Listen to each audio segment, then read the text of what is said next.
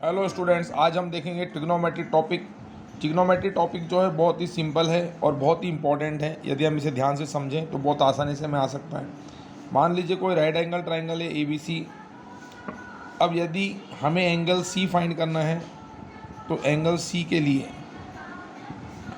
जो बेस होगा वो BC होगा और जो परपेंडिकुलर होगा वो AB होगा। For angle A base will be AB and perpendicular will be BC।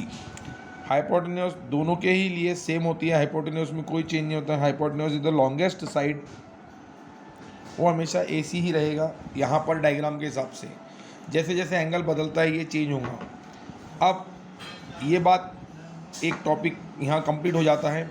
अब मान लीजिए आपको पाइथागोरस थ्योरम के अंदर दो साइड दी हुई है और तीसरी आपको निकालनी है, तो आप कैसे निकालेंगे? P और B यदि दिया है तो आपको H निकालना है, तो बहुत ही सिंपल है। H यानी हेड, हेड यानी बड़ा, तो दोनों को ऐड कर देंगे स्क्वायर को। 3 स्क्वायर प्लस 2 स्क्वायर, ये हो जाएगा 9 + 4 13। यदि मान लीजिए आपको P निकालना है, B का वैल्यू दिया हुआ है 2 और H का वैल्यू दिया हुआ है 7। अब हमें यहाँ पे क्या निकालना है? P निकालना है। तो बहुत सिंपल है, यहाँ पर H का स्क्वायर करके उसमें से छोटे वाले को माइनस कर दीजिए। 49 - 4, 49 - 4 होता है 45। 45 इज़ नथिंग बट 9 × 5, 9 का रूट होता है 3, तो ये हो जाएगा 3√5। बहुत ही सिंपल तरीके से हम इसको सॉल्व कर सकते हैं। आगे देखते हैं। मान लीजिए आपको P का वैल्यू दिया हुआ है 7, B का वैल्यू कुछ नहीं दिया हुआ है और H का वैल्यू दिया हुआ है 8। ध्यान रखिए हाइपोटेन्यूज हमेशा सभी से बड़ा आएगा। हाइपोटेन्यूज की वैल्यू कभी भी इन दो वैल्यू से छोटी नहीं आएगी। हमें यहाँ पर B निकालना है। बहुत इजीली हम लिख सकते हैं 8 का स्क्वायर - 7 का स्क्वायर। 8 का स्क्वायर होता है 64, 64 - 49, 14 - 9 5, 5 - 4 1, √15। ये रूट से बाहर नहीं आ सकता। इस तरीके से हम पाइथागोरस थ्योरम की कोई भी वैल्यूज़ को बड़े आसानी से निकाल सकते हैं जब हमें इन दोनों टॉपिक्स के अंदर परफेक्शन आ जाता है। अब हम जाते हैं ट्रिग्नोमेट्री की तरफ। ट्रिग्नोमेट्री के 6 रेशियोज़ होते हैं।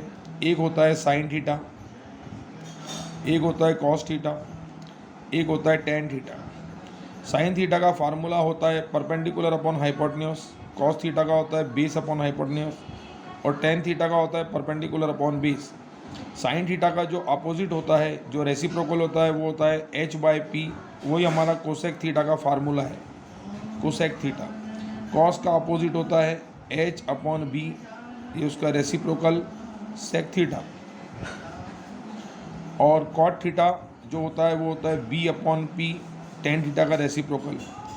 इस तरीके से 6 रेशियोज़ हमें इसके अंदर फाइंड करने होते हैं। इसको याद करने का एक सिंपल सा तरीका ये होता है कि P B B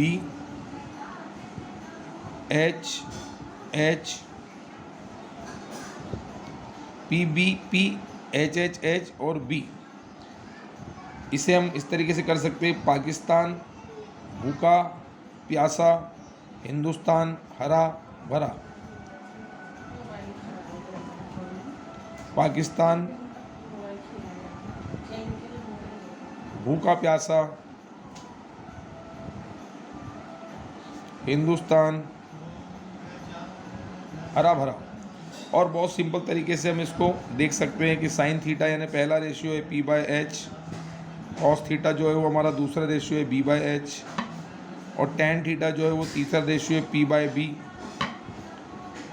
अब साइन का उल्टा होता है कोसेक थीटा, तो ये हो जाएगा H/P। सेक थीटा कॉस का उल्टा है H/B और टेन थीटा कॉट का उल्टा है, रेसिप्रोकल है, तो B/P। एक और चीज़ यहाँ ध्यान रखने वाली है कि यदि हम दोनों के रेसिप्रोकल्स को मल्टीप्लाई करते हैं तो हमें हमेशा आंसर 1 मिलेगा। जैसे साइन × कोसेक आंसर होगा 1, कॉस × सेक आंसर होगा 1 और टेन × कॉट इसका भी आंसर होगा 1। तो आशा करता हूँ कि ये इंट्रोडक्शन टू ट्रिग्नोमेट्री आपको बड़े आसानी से समझ आ गया होगा। अब आगे बढ़ जाते हैं क्वेश्चन सॉल्व करने के लिए। मान लीजिए आपको दिया है साइन थीटा का वैल्यू 3/4 या 3/5 दिया है सपोज। हमें अन्य 6 वैल्यूज़ निकालनी है। यहाँ हमको मालूम है कि हमें p/h दिया हुआ है, हमें b निकालना है। हम सिंपली इसको स्क्वायर को माइनस कर देंगे। 5 का स्क्वायर 25 माइनस 9, 25 माइनस 9 होता है 16, तो हमारा बेस आ गया 4। अब हमारे पास में परपेंडिकुलर बेस हाइपोटेन्यूज सब कुछ है। अब हम बड़े आसानी से अपने आंसर्स निकाल सकते हैं। कॉस थीटा होता है base upon hypotenuse 4/5, tan theta होता है परपेंडिकुलर अपॉन बेस यानी 3/4, कोसेक थीटा होता है साइन का रेसिप्रोकल यानी 5/3, सेक थीटा होता है कॉस का रेसिप्रोकल 5/4, कॉट थीटा होता है टेन का रेसिप्रोकल यानी 4/3। तो देखा आपने, विद इन नो टाइम हम इन आंसर्स को निकाल सकते हैं और बहुत ही सिंपल कैलकुलेशंस के द्वारा। और ज़्यादा वीडियोस के लिए मेरे चैनल को सब्सक्राइब कीजिए, वीडियोस को लाइक और शेयर कीजिए। Thank you.